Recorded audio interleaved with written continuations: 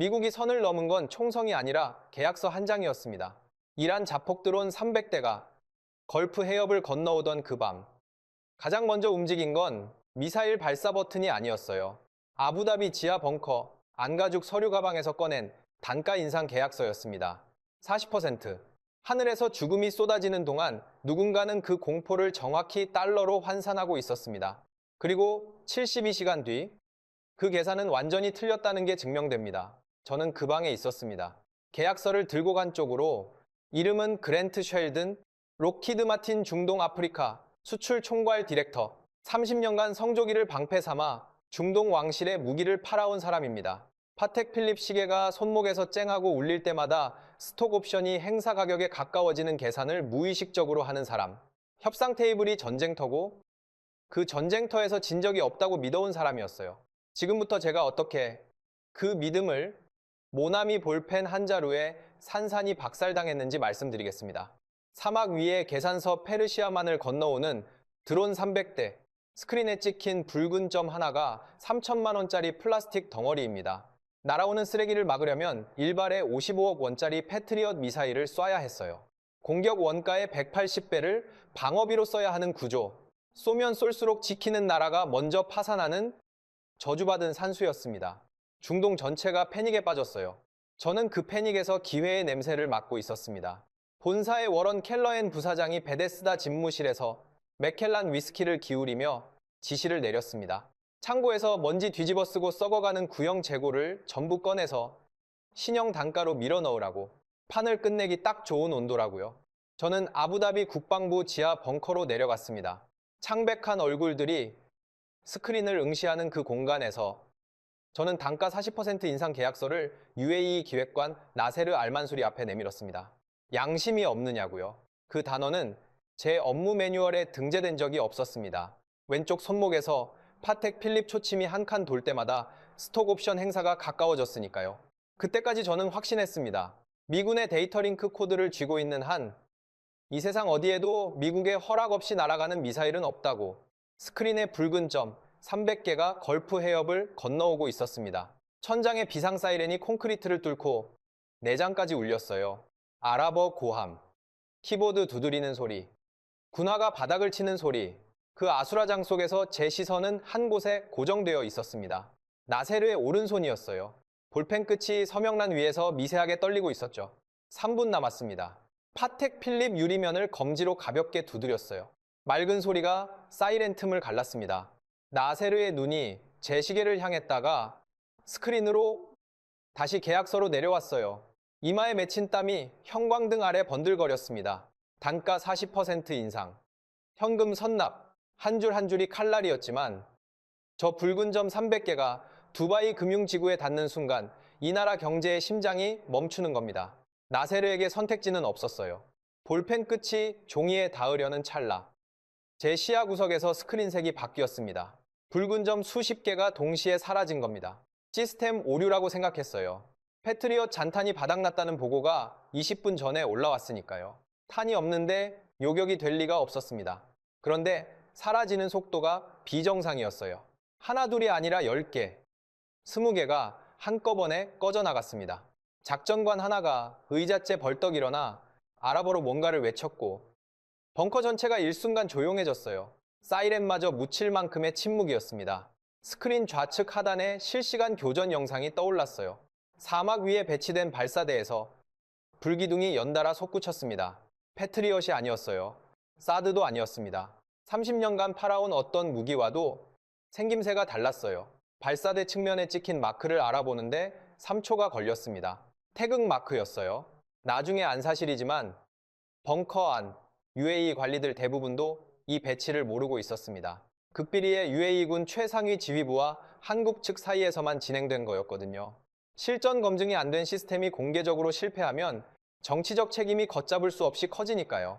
그래서 실무 관리들은 패트리엇 잔탄이 바닥난 순간 진짜로 끝이라고 생각했던 겁니다. 창백한 얼굴들이 연기가 아니었어요. 요격률 표시가 스크린 우측에 떴습니다. 96%. 눈을 의심했어요. 패트리엇 최신형 PAC-3도 실전에서 90을 넘기기. 빠듯한 수치를 저 이름도 처음 보는 발사대가 거뜬히 찍어내고 있었습니다.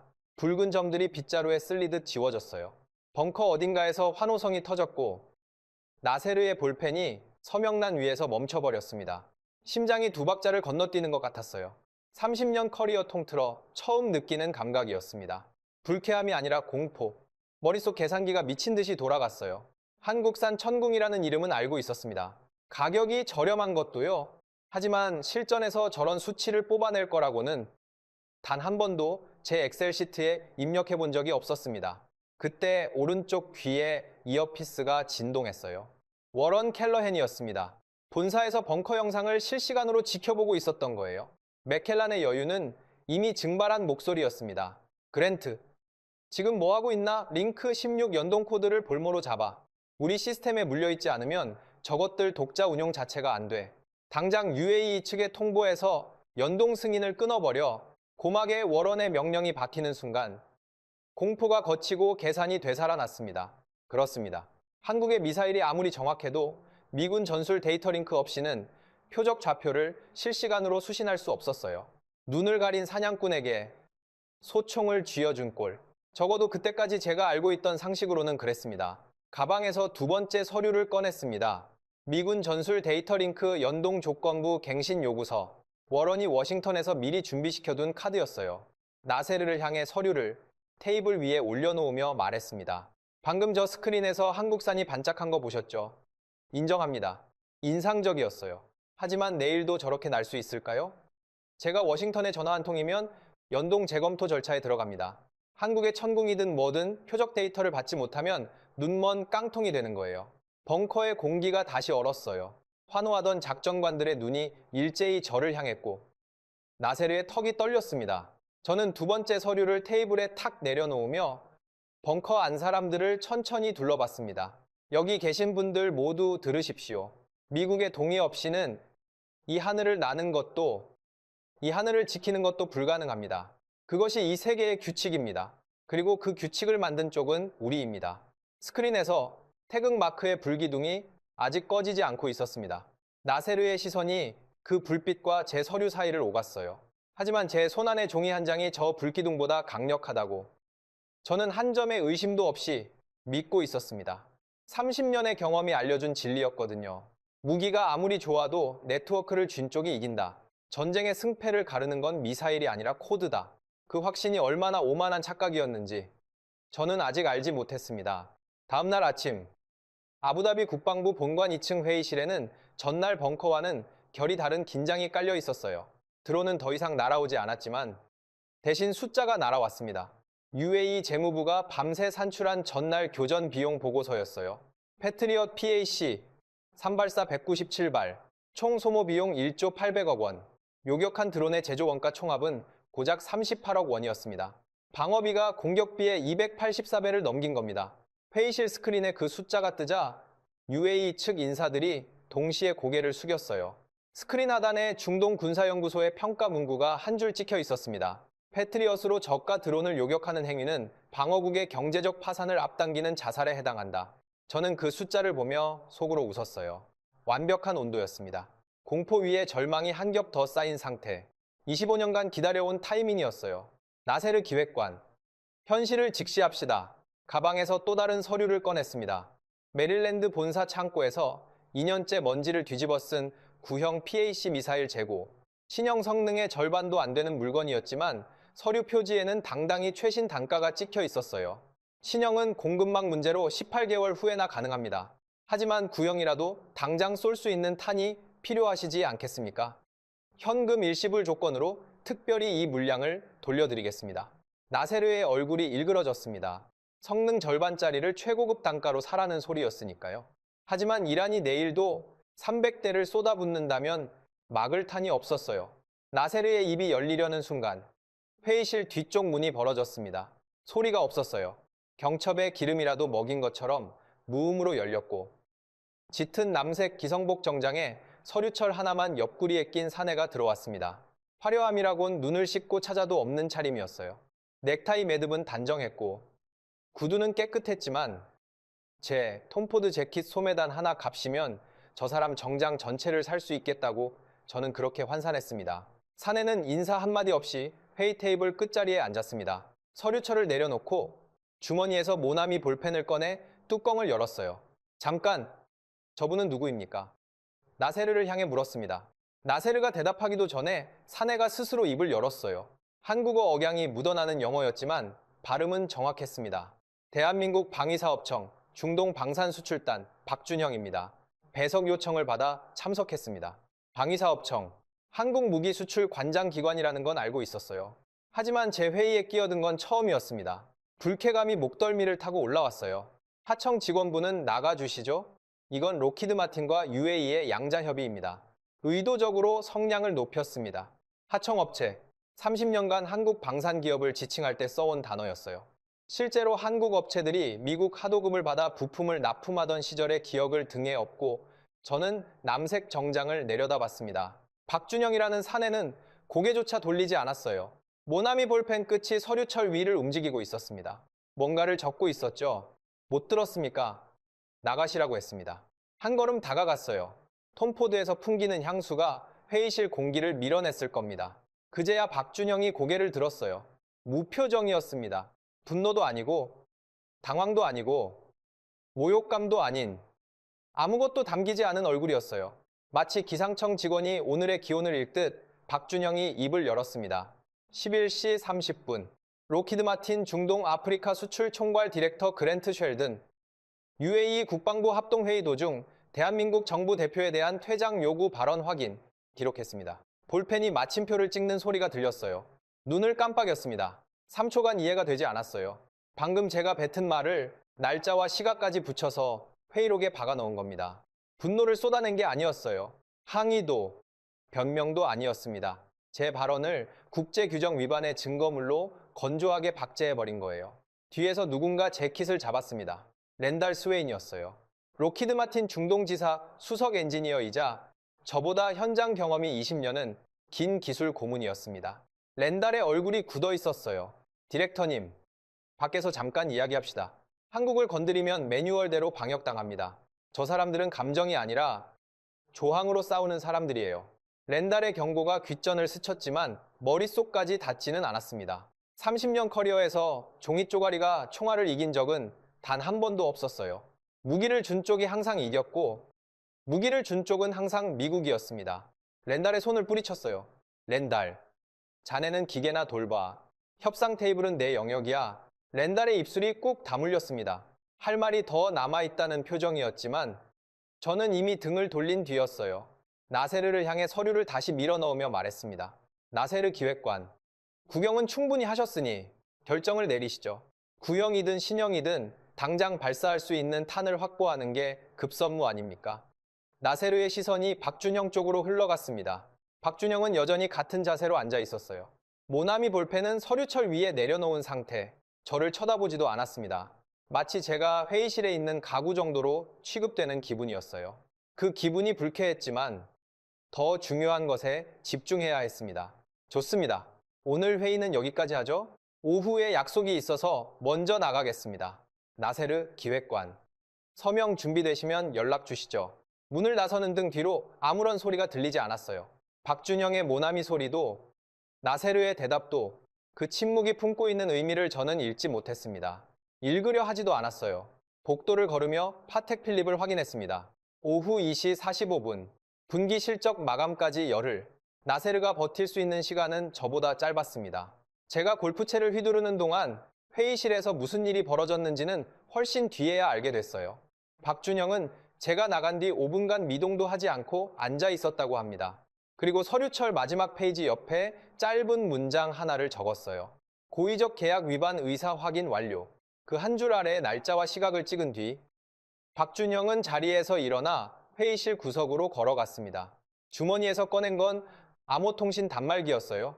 서울 국방부 최동규 법무관리관에게 연결되기까지 7초, 통화는 30초를 넘기지 않았습니다.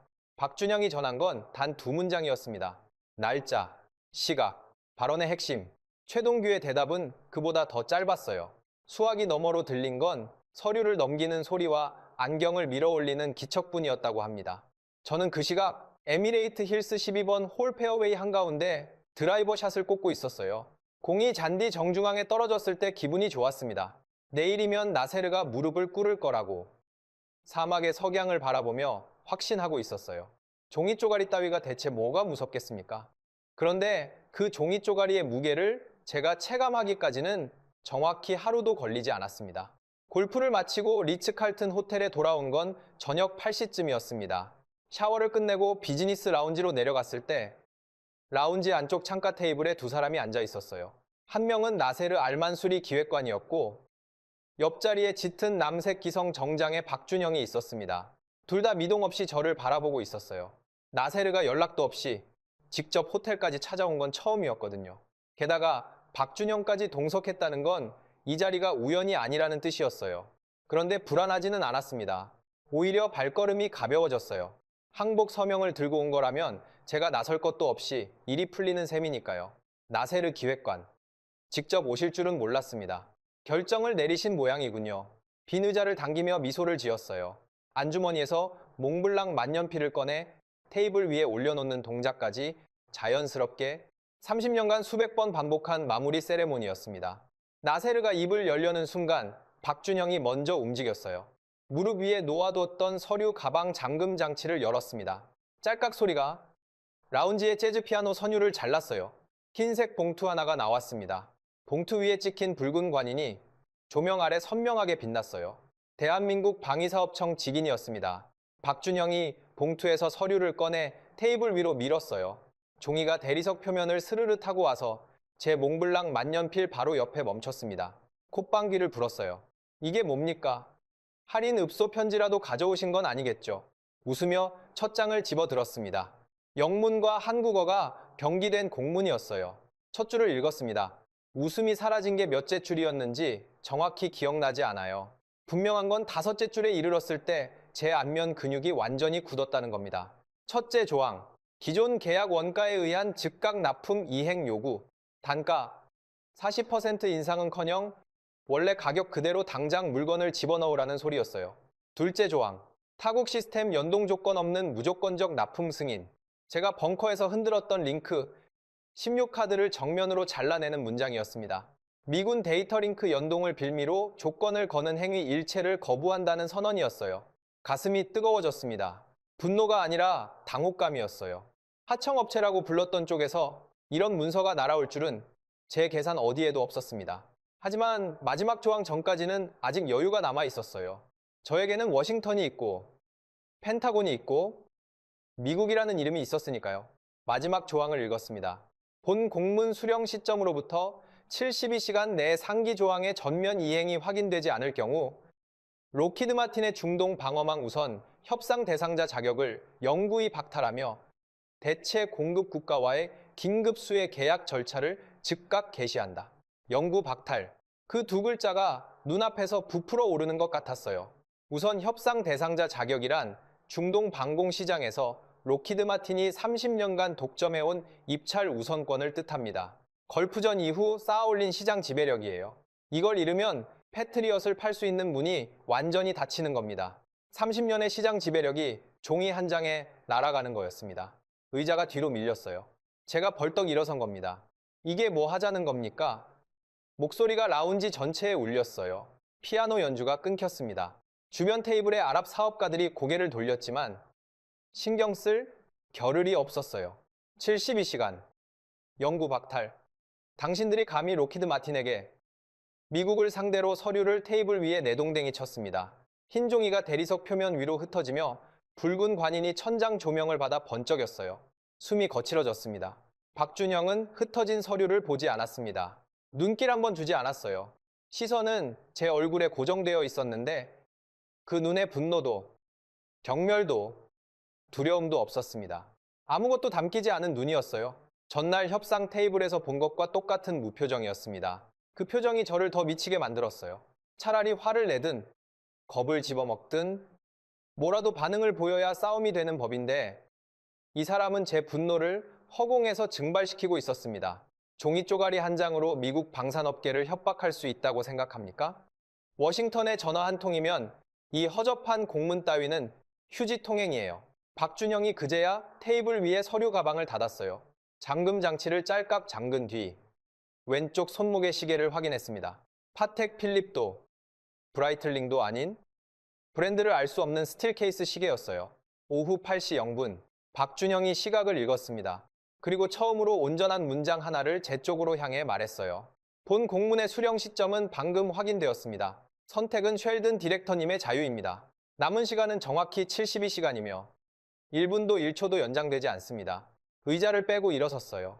서류 가방을 왼손에 쥐고 테이블 위에 흩어진 서류는 한 번도 내려다보지 않은 채 라운지 출구를 향해 걸어갔습니다. 구두 소리가 대리석을 일정한 강도로 두드렸어요. 빨라지지도 느려지지도 않는 박자. 나세르가 자리에서 일어나 박준영의 뒤를 따랐습니다. 라운지에 저만 남았어요. 테이블 위에 흩어진 서류를 한 장씩 긁어 모았습니다. 구겨진 첫 페이지를 다시 폈어요. 붉은 관인이 조명 아래 또렷하게 빛나고 있었습니다. 마지막 조항의 글씨가 선명했어요. 영구 박탈. 72시간. 파텍 필립을 받습니다. 오후 8시 2분. 72시간 뒤면 3일 후 오후 8시. 안주머니에서 핸드폰을 꺼내 워런 켈러헨에게 전화를 걸었어요. 신호음이 3번 울린 뒤 워런의 느긋한 음성이 들렸습니다. 배경에서 위스키를 따르는 소리가 났어요. 워런. 한국이 72시간짜리 최후 통첩을 날렸습니다. 수화기 넘어 잠시 침묵이 흘렀어요. 잔을 내려놓는 소리가 들렸습니다. GR. 한국이 재밌군. 워런의 목소리에 긴장은 없었어요. 오히려 피식 웃는 기색이 섞여 있었습니다. 그랜트. 그 종이 쪼가리 걱정은 내가 할 테니. 자네는 딱 한 가지만 해. 48시간 안에 한국의 새 무기가 쓸모없는 장난감이라는 걸 증명할 카드를 준비하게. 부품 라인을 끊는 건 워싱턴에서 내가 처리한다. 전화가 끊어진 뒤 라운지 창밖을 바라봤어요. 아부다비의 야경이 페르시아만 수면 위로 길게 늘어져 있었습니다.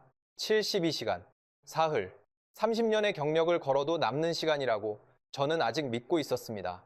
데드라인 48시간 전, 방역이 시작됐습니다. 워런과의 통화가 끝난 뒤 호텔방에서 눈을 붙인 건 3시간이 채 안 됐어요. 새벽 4시에 일어나 노트북을 열었습니다. 한국의 최후 통첩을 정면으로 받아칠 생각은 없었어요. 30년이 가르쳐준 건 단순한 진리였습니다. 앞에 막히면 옆으로 돌아가면 됩니다. 첫 번째 카드는 분할 납품이었어요. 원가로 넣으라고 줬습니다. 전체 물량의 20%만 원가로 밀어넣고 나머지 80%는 선적 일정 조율이라는 이름을 붙여 18개월에 걸쳐 나누어 보내는 구조였어요. 서류상으로는 납품 이행이지만 실질적으로는 UAE가 당장 쓸 요격탄을 손에 쥐지 못하게 만드는 겁니다.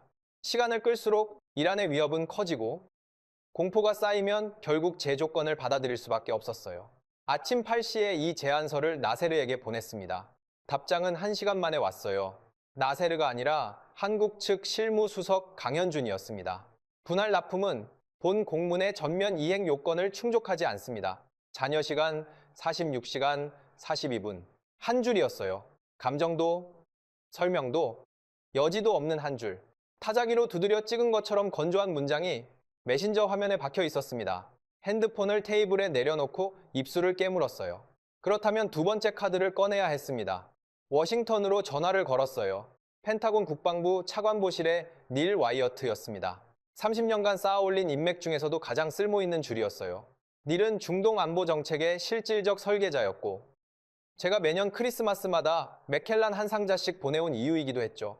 닐, 유황실에 라인 좀 넣어줘야겠어. 한국이 선을 넘고 있어. 요청은 간단했어요.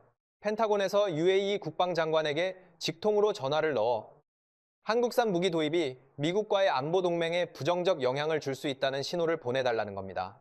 노골적인 협박이 아니라 외교적 넌짓이었지만 중동 왕실에게 미국의 넌짓은 곧 경고와 같은 무게를 가집니다. 닐은 알겠다고 했어요. 전화를 끊고 나서야 어깨의 긴장이 조금 풀렸습니다. 워싱턴이 움직이면 종이 쪼가리 따위는 힘을 잃어요. 그것이 30년간 변하지 않은 세계의 질서였으니까요. 그날 오후 뜻밖의 정보가 날아왔습니다. 로키드 마틴 중동지사 사무실에서 랜달 스웨인이 노트북을 들고 뛰어왔어요. 사색이 된 얼굴이었습니다. 기술 인텔리전스 네트워크를 통해 입수한 첩보 보고서였어요. 한국이 청왕이라는 무기를 UAE에 투입할 채비를 마쳤다는 내용이었습니다. 청왕이 뭡니까? 레이저 대공 무기라는 말은 들어본 적 있었지만 실전 배치가 가능한 수준이라고는 상상해 본 적이 없었어요. 랜달이 화면을 넘기며 설명했습니다. 빛의 속도로 표적을 태우는 고출력 레이저. 한 번 쏘는데 드는 비용이 전기료이 0원, 탄약이 필요 없으니 사실상 무한 탄창이라는 거였어요. 머릿속 계산기가 돌아갔습니다. 패트리엇 한 발 55억 원, 청왕 한 발이 0원. 이 비율이 시장에 공개되는 순간 패트리엇이라는 상품 자체의 존재 가치가 증발하는 겁니다. 이게 사실이면 우리 사업 모델이 통째로 끝장납니다. 렌달의 목소리가 떨리고 있었어요. 하지만 저는 다른 곳에 눈이 갔습니다. 보고서 하단의 기술 사양이었어요. 청왕의 심장부인 고출력 광섬유 레이저 모듈 제조사. 미국의 IPG 포토닉스였습니다. 미국 회사의 부품이 핵심에 박혀 있었다는 뜻이에요. 머릿속에서 불꽃이 튀었습니다. 부품을 끊으면 됩니다. 한국의 무기가 아무리 대단해도 심장을 뽑아버리면 멈추는 건 마찬가지니까요. 즉시 워런에게 전화를 걸었어요. 워런. 청왕이라는 한국산 레이저 무기의 핵심 모듈이 미국 IPG 포토닉스 제품입니다. 상무부를 움직여서 수출 통제를 걸어주십시오. 긴급 행정 조치로 한국행 부품을 전면 금수시키면 이 무기는 죽은 깡통입니다. 워런은 30초쯤 침묵했어요. 서류 넘기는 소리가 수화기를 타고 들렸습니다. 좋아. 상무부 차관에게 내가 직접 전화하지. 기존에 올라가 있는 안보 리뷰 리스트에 IPG 한국 품목을 끼워 넣으면 돼. 이미 검토가 진행 중인 거니까 행정 절차가 빠를 거야. 이틀이면 충분하다. 전화를 끊고 주먹을 쥐었어요. 이것이 미국의 힘이었습니다. 무기만 파는 게 아니라 부품을 쥐고 규정을 만들고 그 규정을 바꿀 수 있는 나라. 한국이 아무리 종이 쪼가리를 휘둘러도 이 구조를 깨뜨릴 수는 없었어요. 렌달이 그 사이에 한마디를 더 보탰습니다. 디렉터님, 한 가지 더 보셔야 합니다. 대한광통신이라는 한국 업체가 고출력 광섬유 모듈을 국산화 추진 중이라는 정보가 있어요. 시작 시점이 최소 2년 전입니다. 렌달의 태블릿을 손바닥으로 밀쳐냈어요. 추진 중이라고. 추진 중인 것과 양산 가능한 건 하늘과 땅 차이야. 한국이 2년 만에 미국의 핵심 광학 기술을 따라잡았다고 기술적으로 불가능해. 렌달의 입술이 열렸다 닫혔어요. 뭔가를 더 말하려다 제 눈빛을 보고 삼킨 것 같았습니다. 렌달. 일은 기계를 뜯는 거지 정치가 아니야. 돌아가. 렌달이 돌아서며 뭔가를 중얼거렸지만 귀에 들어오지 않았어요.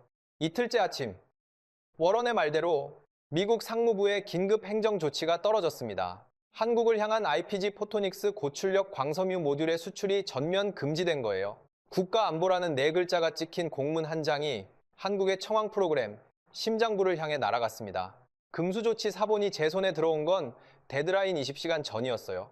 서류를 받아든 순간 어깨에서 힘이 빠졌습니다. 안도감이었어요. 이제 협상의 판이 원래 자리로 돌아왔다고 확신했죠. 그 서류를 들고 아부다비 국방부 회의실로 갔습니다. 강현준이 여전히 같은 자리에 앉아 있었어요. 짙은 남색 정장, 모나미 볼펜, 서류철.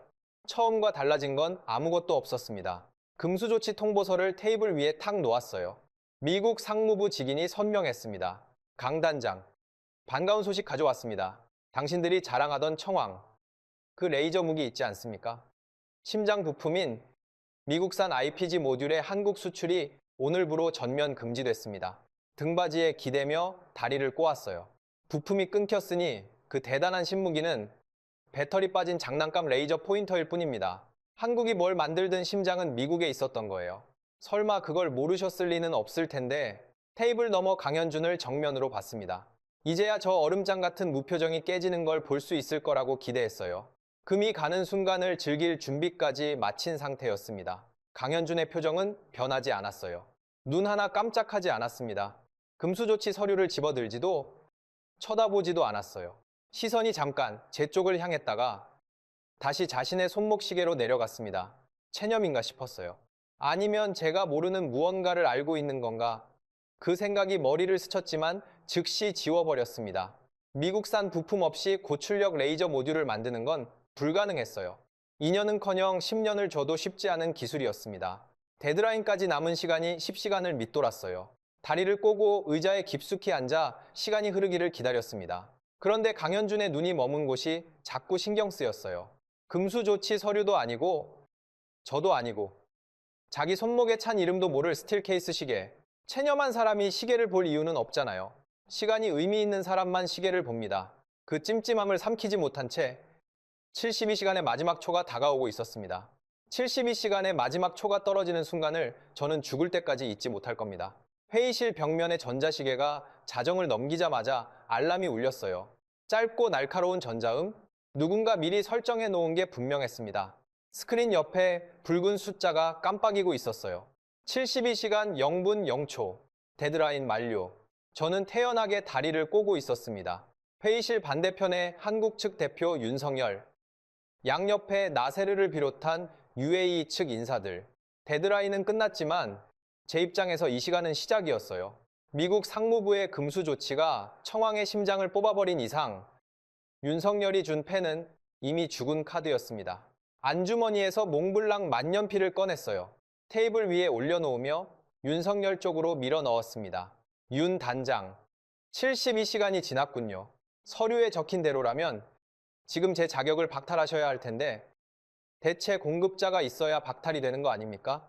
핵심 부품이 끊긴 무기를 누가 삽니까? 웃음이 나왔어요. 진심으로 즐거웠습니다. 어려우시면 쉽게 해드리죠. 여기 펜 있으니까 이번에는 제 조건에 서명하시는 게 낫지 않겠습니까? 기존 단가 2배. 우리도 적자를 면하고 여러분도 당장 탄을 확보합니다. 합리적이죠? 윤석열의 손이 움직였어요. 제 쪽이 아니라 무릎 위에 놓인 서류 가방 쪽으로 잠금 장치를 열었습니다. 짤깍. 이번에 나온 건 서류 한 장이 아니라 문서철이었어요. 방위사업청의 붉은 관인이 찍힌 표지 위에 국방과학연구소의 청색 직인이 나란히 박혀 있었습니다. 이중 관인, 처음 보는 형식이었어요. 윤석열이 문서철을 테이블 중앙으로 밀었습니다. 저를 향한 게 아니라 나세르를 향한 동작이었어요. 하지만 표지의 첫 줄이 제 눈에 먼저 박혔습니다. 청왕블록이 고출력, 광섬유 레이저 모듈, 국산화 양산 인증서. 눈이 표지에 못 박혔어요. 국산화, 양산, 인증서. 세 단어가 머릿속에서 조합되는데 2초가 걸렸습니다. 나세르가 문서철을 펼쳤고 첫 페이지에 기술 사양서가 드러났어요. 제조사란에 대한 광통신 주식회사, 한화 시스템이 나란히 적혀 있었습니다. 미국의 IPG 포토닉스는 어디에도 없었어요. 양산 개시 일자를 읽었습니다. 6개월 전이었어요. 심장에 한 박자 멈추는 감각이 왔습니다. 6개월 전이라는 건 제가 이번 위기를 이용해 단가를 올리겠다고 계획하기도 전에 한국이 이미 미국 부품 없이 독자 규격으로 양산 라인을 가동하고 있었다는 뜻이었어요. 금수 조치를 걸기도 전에 끊어야 할 줄이 이미 끊겨 있었던 겁니다. 거짓말. 입에서 나온 첫 단어였어요. 목소리가 갈라졌습니다. 이건 조작입니다. 한국이 2년 만에 미국의 고출력 광학 기술을 국산화했다고 불가능합니다. 기술적으로 불가능해요. 윤석열이 처음으로 고개를 살짝 기울였어요. 눈동자가 제 얼굴 위에 멈췄습니다. 여전히 감정은 없었지만 이번에는 뭔가 다른 게 느껴졌어요. 연민도, 경멸도 아닌 이미 결과를 알고 있는 사람만이 가질 수 있는 무게 같은 거였습니다. 인증서 3페이지에 국방과학연구소의 독립검증 시험 결과가 첨부되어 있습니다. 출력 300kW, 연속조사 7초, 빔 품질수 1, 링우. 미국 IPG 모듈 대비 동등 이상 성능으로 확인됐습니다. 숫자들을 읊는 윤석열의 목소리에는 자부심도 도발도 없었어요. 일기예보를 읽듯 건조했습니다. 그 건조함이 오히려 숫자의 무게를 2배로 만들었어요. 손에서 뭔가 떨어지는 소리가 들렸습니다. 제 손이었어요. 몽블랑 만년필이 테이블 모서리를 스치며 바닥으로 떨어졌습니다. 뚜껑이 열리며 금색 클립이 대리석 위에서 맑은 소리를 냈어요. 줍지 못했습니다. 손가락에 힘이 안 들어갔어요. 바로 그때 회의실 밖에서 진동이 울렸습니다. 나세르의 보좌관이 태블릿을 들고 뛰어들어왔어요. 화면에 영문 기사가 떠 있었습니다. 제임스 디펜스 위클리의 긴급 속보, 수석연구원, 헬레나 브릭스의 바이라인이 찍혀 있었어요. 기사 제목이 굵은 글씨로 박혀 있었습니다. 오만한 제국의 몰락, 록히드 마틴의 납기 갑질, K방산 스탠더드 전면 교체. 본문을 읽을 필요도 없었어요. 제목으로 충분했습니다. 헬레나 브릭스는 군사 전문 매체에서 가장 날카로운 분석가였고 그 사람의 기사 한 편이 방산 시장의 판을 뒤엎은 건 어제 오늘 일이 아니었어요. 한국 방위사업청이 제시한 데이터와 록히드 마틴의 부품 통제 시도가 동시에 세상에 쏟아진 겁니다. 보좌관이 태블릿 하단을 가리켰어요. 실시간 주가 차트. 아부다비 기준으로는 한밤중이었지만 유럽장은 이미 열려 있었습니다. 록히드 마틴의 런던 예탁증권이 빨간 화살표를 타고 곤두박질 치고 있었어요. 속보가 뜬 지 30분 만에 15% 하락, 시가총액으로 환산하면 수십조 원이 허공으로 날아간 거였어요. 몇 시간 뒤 뉴욕 증시가 열리면 본장에서의 폭락은 불을 보듯 뻔했습니다.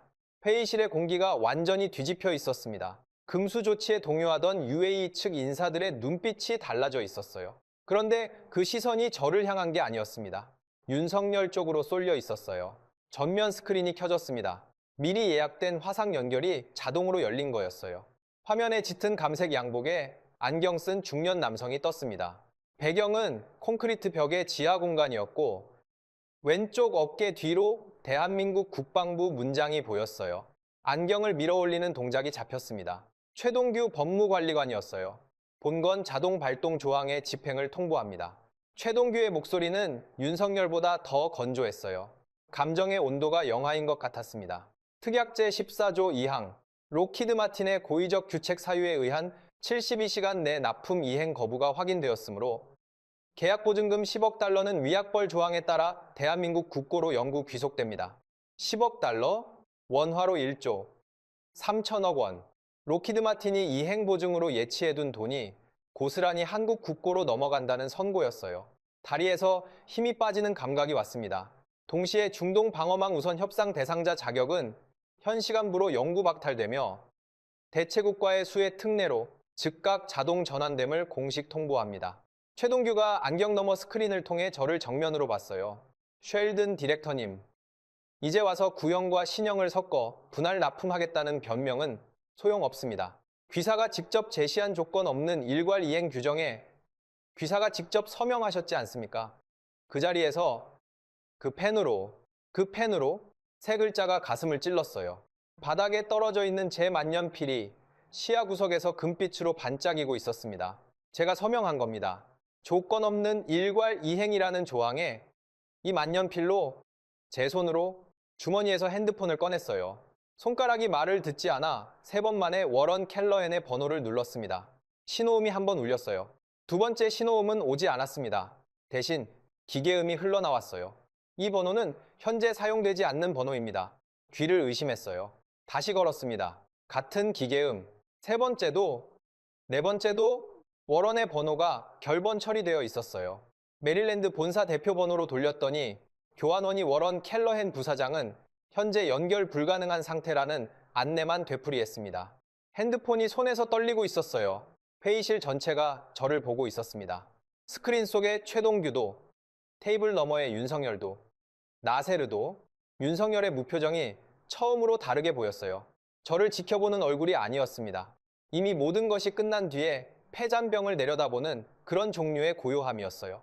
회의실을 나온 건 새벽 1시가 넘어서였습니다. 복도의 형광등이 눈을 찔렀어요. 바닥에서 주운 몽블랑 만년필을 안주머니에 넣으려다 손가락에 힘이 빠져서 2번 놓쳤습니다. 결국 재킷 바깥 주머니에 아무렇게나 쑤셔 넣었어요. 30년간 서명의 상징이었던 물건이 주머니 안에서 볼펜처럼 굴러다녔습니다. 그래도 아직 숨통이 하나 남아 있었어요. 사우디아라비아, 세계 최대 방산 수입국이자 록히드 마틴이 40년간 공들여온 최대 고객, 사우디와의 가계약은 아직 살아 있었습니다. 패트리엇 전면 업그레이드와 차세대 방공망 구축을 포함한 40조 원 규모, 리야드에서 최종 서명만 남아 있었어요. 거기를 지키면 됩니다. UAE에서 잃은 건 뼈아프지만 사우디 40조를 확보하면 본사 이사회에 보고할 면목은 서는 거였어요. 워런이 결번 처리한 전화도, 주가 폭락도, 사우디 계약이 살아있는 한 수습의 여지가 있었습니다. 새벽에 호텔 프런트에 전화를 걸어 전세기를 수배했어요. 아부다비에서 리야드까지 비행 2시간, 개인 법인 카드 한도가 아슬아슬했지만 긁었습니다. 찢어진 톰포드 재킷에 어깨 솔기를 안쪽으로 접어넣고 넥타이를 새로 매고 몽블랑을 안주머니에 꽂았어요. 거울을 봤습니다. 사흘간 제대로 잠을 못 잔 얼굴이었지만 은발 포마드는 아직 흐트러지지 않았습니다. 리야드행 전세기 트랩을 올라가며 한 가지만 되뇌었어요. 사우디를 지키면 아직 끝이 아니다. 리야드 킹칼리드 국제공항에 내린 건 오전 11시였습니다. 곧장 택시를 잡아 사우디 국방부 조달청으로 향했어요. 파이살 빈 라시드 조달청장에게 미리 연락을 넣어둔 상태였습니다. 파이살은 사우디 왕실의 핵심 실세이자 방산 조달의 최종 결재권자였어요. 지난 15년간 제가 사우디에 넣은 모든 계약서에 파이살의 서명이 들어가 있었죠. 전역을 함께한 횟수만 20번이 넘었습니다. 조달청 본관은 리야드 중심부의 하얀 대리석 건물이었습니다. 로비에서 보좌관의 안내를 받아 엘리베이터를 타고 7층 청장 집무실 앞에 섰어요. 문을 두드리려다 멈췄습니다. 안쪽에서 소리가 들렸어요. 파이살의 목소리가 아닌 다른 음성. 아랍어도 아니었습니다. 노크 없이 문을 밀고 들어갔어요. 파이살 빈 라시드 청장이 집무실 중앙 넓은 책상 뒤에 앉아 있었습니다. 흰 칸돌에 붉은 슈마그를 쓴 거구의 남자. 그런데 책상 위에 대형 모니터가 제 시선을 먼저 잡았어요. 화상회의 화면이 열려 있었습니다. 모니터 속에 윤석열이 있었어요.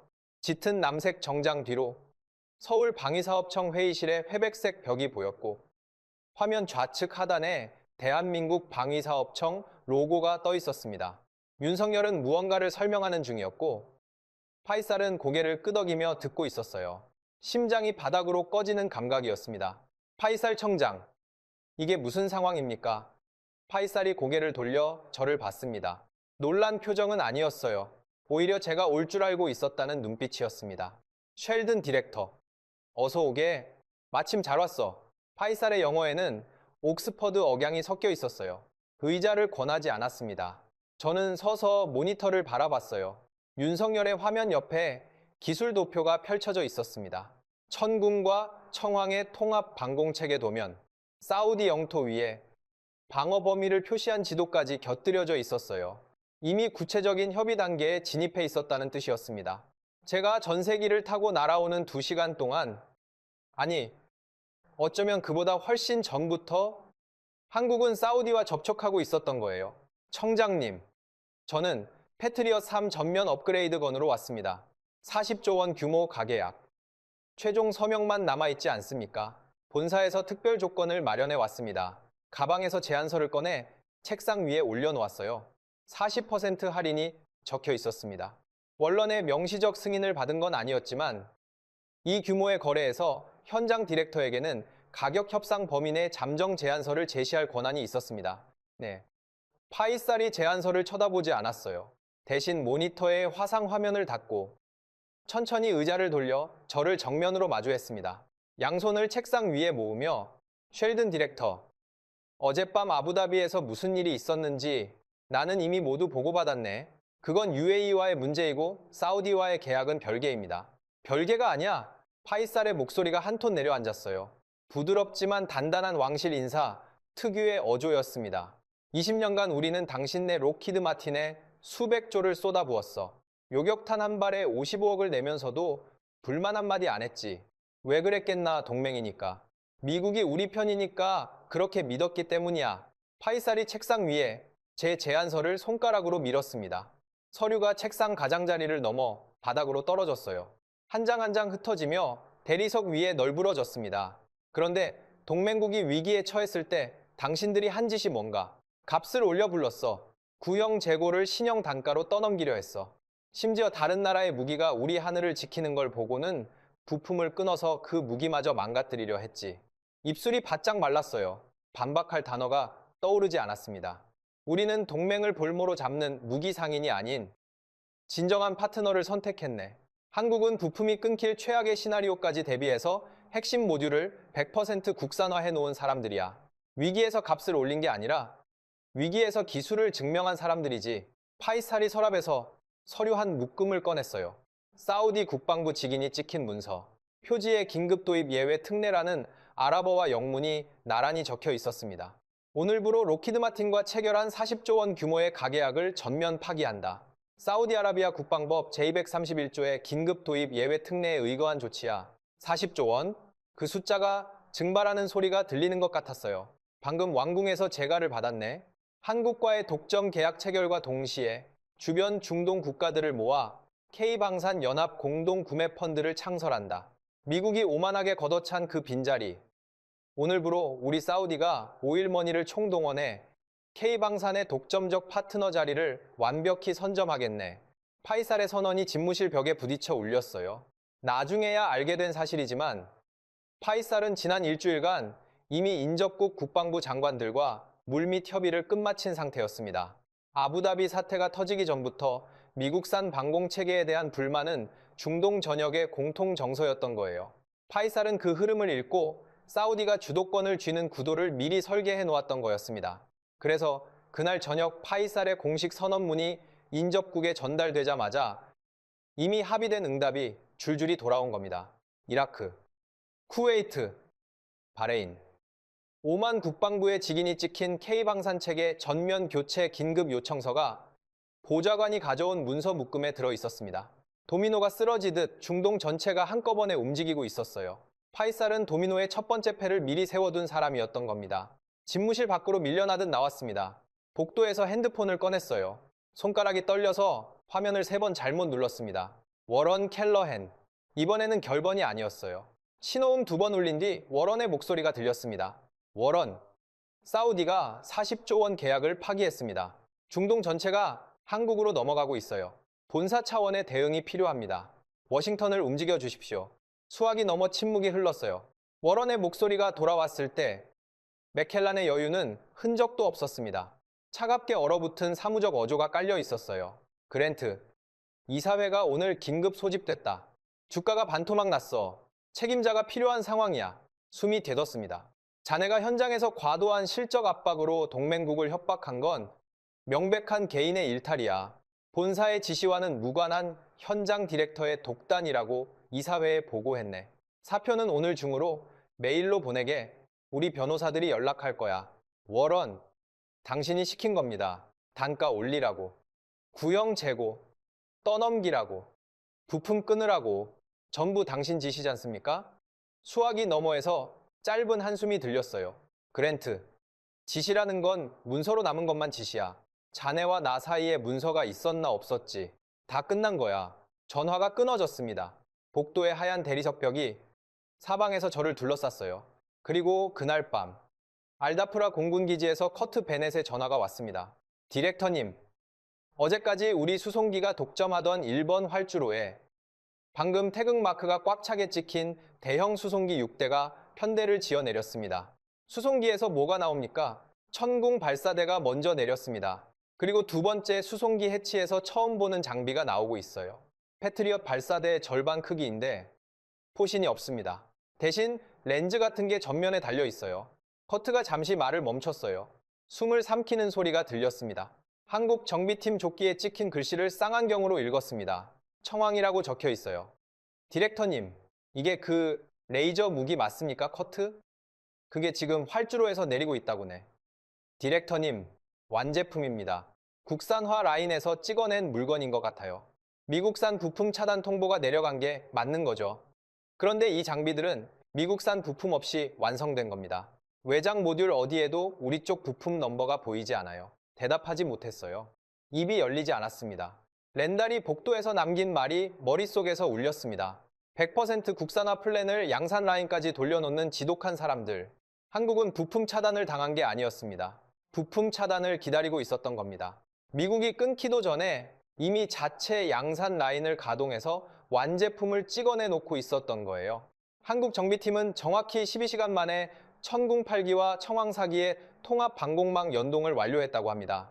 미군 링크, 16이 아닌 한국 독자 전술 통신망으로 연결된 방어 체계가 아부다비 상공을 덮었어요. 그리고 그날 새벽, 이란이 이를 드러냈습니다. 2차 공세, 페르시아만 건너편에서 드론 200대가 추가로 떴다는 속보가 커트의 메시지로 날아왔어요. 1시간 뒤 커트에게서 영상 파일 하나가 왔습니다. 기지 외곽에서 촬영한 것 같았어요. 화면이 흔들렸지만 하늘은 선명했습니다. 동이트는 사막 하늘 위로 검은 점들이 벌떼처럼 밀려오고 있었어요. 그리고 빛이 보였습니다. 소리가 없었어요. 미사일이면 굉음과 함께 불기둥이 솟구치는데 이건 달랐습니다. 보이지 않는 빛의 창이 지평선에서 하늘을 향해 뻗어나갔어요. 영상에서는 빗줄기 자체가 포착되지 않았습니다. 대신 드론이 하나씩 날개를 잃고 추락하는 장면이 찍혔어요. 폭발이 아니라 절단이었습니다. 레이저가 날개를 정밀하게 잘라내는 거예요. 날개를 잃은 깡통들이 모래 위로 빗방울처럼 떨어졌습니다. 소리 없이, 연기 없이. 하늘이 깨끗하게 비워지는 풍경이었어요. 커트가 마지막으로 보내온 메시지는 짧았습니다. 디렉터님, 다 끝났습니다. 우린 쫓겨났어요. 아부다비로 돌아온 건 다음 날 아침이었습니다. 리츠 칼튼 호텔 비즈니스 라운지 구석 자리에 앉아 있었어요. 창가 쪽이 아니라 벽 쪽이었습니다.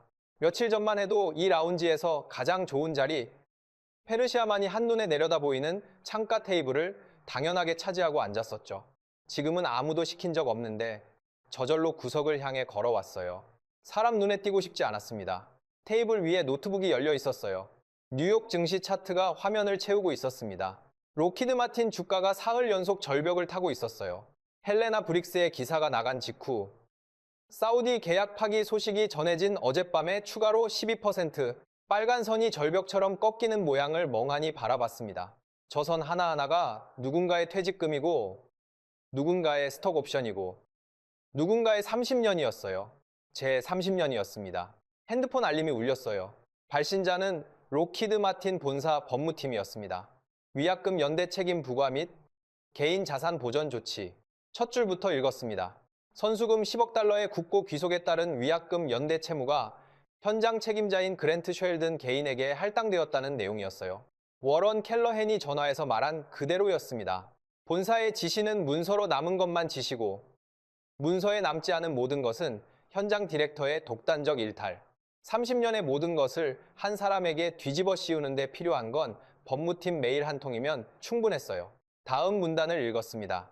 연대 책임에 따른 자산 보전 조치로 본인 명의 모든 은퇴 계좌, 스톡 행사 계좌, 개인 투자 계좌 및 법인 카드가 즉시 동결되었다. 즉시 이미 실행된 뒤에 통보가 온 거였어요. 핸드폰을 내려놓고 지갑을 꺼냈습니다. 법인 카드를 뽑아 잔액을 조회했어요. 개인 카드를 꺼냈습니다. 같은 결과 은퇴 계좌에 연결된 체크카드도 뽑았어요. 하나하나 확인할 때마다 화면에 뜨는 숫자는 동일했습니다. 30년의 장호가 전부 0이었어요. 노트북 화면을 닫았습니다. 차트를 더 볼 필요가 없었어요. 고개를 들어 창밖을 봤습니다. 라운지 구석에서도 유리창 너머의 하늘은 보였어요. 아부다비의 아침 햇살이 스카이라인을 비추고 있었습니다. 고층 빌딩 사이로 페르시아만의 수평선이 반짝이고 있었어요. 그 하늘 위에 눈에 보이지는 않지만 분명히 존재하는 것이 있었습니다. 대한민국이 구축한 청군과 청왕의 복합 방공망, 사흘간 이란 드론 500대를 쓸어버린 그 철벽이 지금 이 순간에도 두바이와 아부다비의 상공을 지키고 있었어요. 호텔 지배인이 다가온 건 그때였습니다. 회색 양복에 금색 네임택을 단 중년 남성이 제 테이블 앞에 멈춰 섰어요. 쉘드님, 송구합니다만 숙박비건으로 말씀드릴 것이 있습니다. 목소리는 정중했지만 정중함 뒤에 숨은 것이 무엇인지 알 수 있었어요. 리츠 칼튼 로열 스위트, 하룻밤 0달러가 넘는 방이었습니다. 법인 카드를 내밀었어요. 지배인이 가져간 뒤 2분이 지났습니다. 돌아왔을 때 미소가 사라져 있었어요. 죄송합니다만 결제가 거절되었습니다. 개인 카드를 냈어요. 같은 결과. 체크카드도 시도했습니다. 셋 다 거절이었어요. 지배인이 카드 3장을 테이블 위에 나란히 내려놓으며 한 톤 낮아진 목소리로 말했습니다. 쉘드님, 담보 가능한 물품이 있으시면 제시해 주시기 바랍니다. 그렇지 않으면 보안팀을 호출해야 하는 상황입니다. 보안팀. 사흘 전 이 라운지에서 한국 측 대표가 내민 서류를 바닥에 내동댕이 치며 소리를 질렀던 제가 이제 보안팀에 끌려나갈 처지가 된 거예요. 라운지 안에 다른 손님들 시선이 느껴졌습니다. 아랍 사업가들, 유럽 관광객들, 톰포드 재킷을 입은 은발의 미국인이 카드 결제를 거절당하는 장면을 지켜보고 있었어요. 왼쪽 손목이 무거웠습니다. 파텍 필립, 제네바 한정판, 시가 12만 달러. 30년 커리어의 절정기에 스스로에게 준 선물이었어요. 사우디 계약을 성사시킨 날 밤 제네바 부티크에서 직접 골랐습니다. 케이스 뒷면에 이니셜이 각인되어 있었어요. 버클을 풀었습니다. 손가락이 떨렸지만 이번에는 종류가 달랐어요. 수치심이었습니다. 시계를 테이블 위에 놓았어요. 금속과 대리석이 부딪히는 소리가 작았습니다. 그 작은 소리가 30년의 마침표처럼 들렸어요. 이걸로 숙박비를 충당해 주십시오. 지배인이 시계를 집어들었어요. 뒤집어서 케이스를 확인하고 다이얼을 살핀 뒤 고개를 끄덕였습니다. 시계가 그의 손 안으로 사라졌어요. 제 손목에 시계가 있던 자리에 하얀 자국이 남아 있었습니다. 30년간 햇빛을 받지 못한 피부가 드러난 거였어요. 체크아웃은 10분이면 끝났습니다. 캐리어도 서류 가방도 호텔에 두고 나왔어요. 어차피 안에 든 건 거절당한 카드와 쓸모없어진 계약서뿐이었으니까요. 프런트에서 건네받은 건 싸구려 비닐봉투 하나, 여권, 핸드폰, 거절당한 카드 3장. 그것이 30년의 전부였습니다. 로비 자동문이 열렸어요. 사막의 열기가 얼굴을 때렸습니다. 뜨거운 모래바람이 찢어진 톰 포드 재킷 어깨 솔기 사이로 파고들었어요. 돌아봤습니다. 리츠 칼튼의 유리 정문 너머로 로비의 샹들리에가 반짝이고 있었어요. 저 안에서 저는 왕이었습니다. 중동의 하늘을 사고 파는 사람이었어요. 성조기를 등에 업고 세상을 쥐고 흔든다고 믿었던 사람이었습니다. 그 믿음이 산산이 부서지는 데는 사흘이면 충분했어요. 한국의 서류 한 장과 치밀한 원칙 앞에서 우리는 모든 것을 잃은 오만한 바보에 불과했습니다. 탐욕에 눈이 멀어 동맹을 돈벌이로만 보고 위기를 기회로만 계산하고 종이 쪼가리를 비웃다가 제 무덤을 판 늙은 사기꾼이었어요. 한국 측 대표의 얼굴이 떠올랐습니다. 처음부터 끝까지 단 한 번도 변하지 않았던 그 무표정이 이제야 읽혔어요. 분노가 아니었습니다. 경멸도 아니었어요. 이미 승부를 끝내놓은 사람의 여유였습니다. 제가 어떤 카드를 꺼내든, 어떤 인맥을 굴리든, 어떤 라인을 움직이든 그 모든 것이 닿을 수 없는 곳에 이미 답을 놓아두고 앉아 있었던 거예요. 모나미 볼펜 한 자루와 기성복 정장. 그것이 톰 포드 맞춤 재킷과 몽블랑 만년필과 파텍 필립과 워싱턴 인맥과 펜타곤 라인을 전부 이긴 겁니다. 종이 쪼가리 따위가 뭐가 무섭냐고? 제가 비웃었던 바로 그 종이 쪼가리가 30년의 제국을 무너뜨린 거였어요. 시계가 없는 왼쪽 손목이 허전했습니다. 몇 시인지 알 수 없었어요. 알 필요도 없었습니다. 제게 남은 시간표는 더 이상 존재하지 않았으니까요. 비닐봉투를 든 채 사막의 도로를 향해 걸었습니다. 갈 곳은 없었어요. 하지만 멈춰 설 수도 없었습니다. 등 뒤로 리츠 칼튼의 그림자가 길게 늘어졌고 머리 위로는 대한민국이 지키는 하늘이 펼쳐져 있었습니다. 한 발에 2영원짜리 빛이 한 발에 수십억짜리 미사일을 대체했습니다. 이미 완성된 국산화 양산 라인, 12시간 만에 완료된 통합 방공망 연동, 그리고 단 며칠 만에 뒤집어지기 시작한 중동 방산 시장의 오랜 질서. 이 모든 것의 시작은 화려한 무기가 아니었습니다. 최악의 시나리오를 미리 대비한 사람들이 있었고, 부품이 끊길 날을 예상하고 묵묵히 양산 라인을 돌린 연구원들이 있었고, 감정 대신 조항으로 싸운 협상가가 있었습니다. 아무도 알아주지 않는 자리에서 모나미 볼펜 한 자루로 세계의 규칙을 다시 쓴 사람들이었어요. 나중에 전해 들은 말이 있습니다. 서방 방산업계의 한 전직 중동 담당 관계자가 당시 상황을 이렇게 요약했다고 합니다. 우리는 무기를 팔았고 한국은 신뢰를 팔았다. 승부는 처음부터 정해져 있었다. 현장의 분위기를 이보다 더 정확하게 압축한 표현은 없을 겁니다. 조용히 나라를 지킨 이름 없는 사람들의 이야기가 더 많은 분들께 닿을 수 있기를 바랍니다. 세계를 놀라게 한 대한민국의 이야기는 다음 영상에서도 계속됩니다.